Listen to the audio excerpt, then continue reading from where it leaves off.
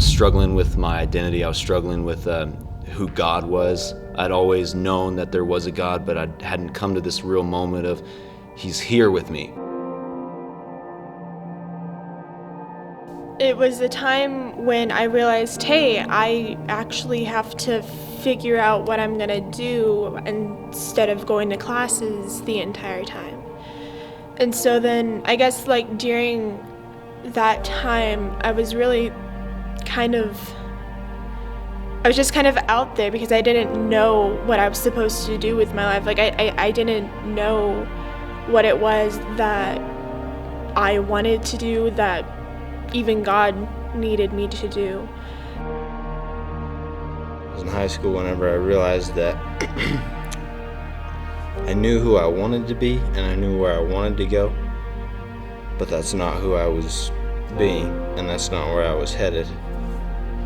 And it turned out I had to change the people that I had surrounding me in my life to make that a little bit easier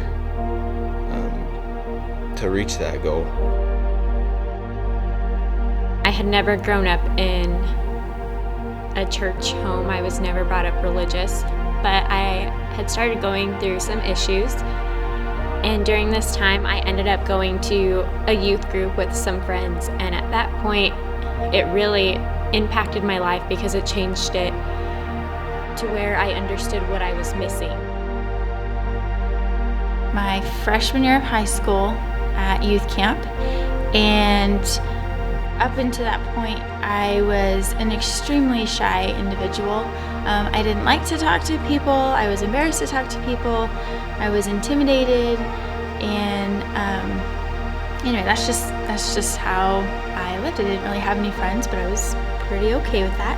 And I began to realize that fear and intimidation, none of those are attractive, and God gave us a spirit of boldness.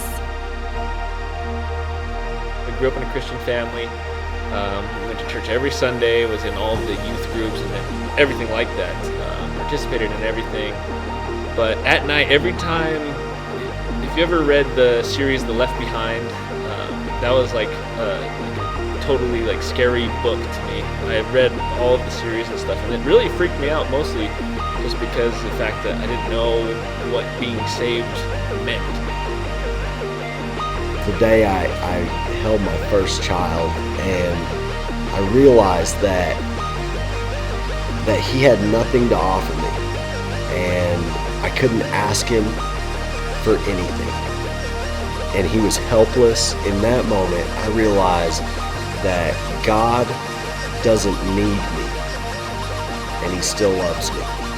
And every day has been shaped from that moment because of His grace, because of His goodness.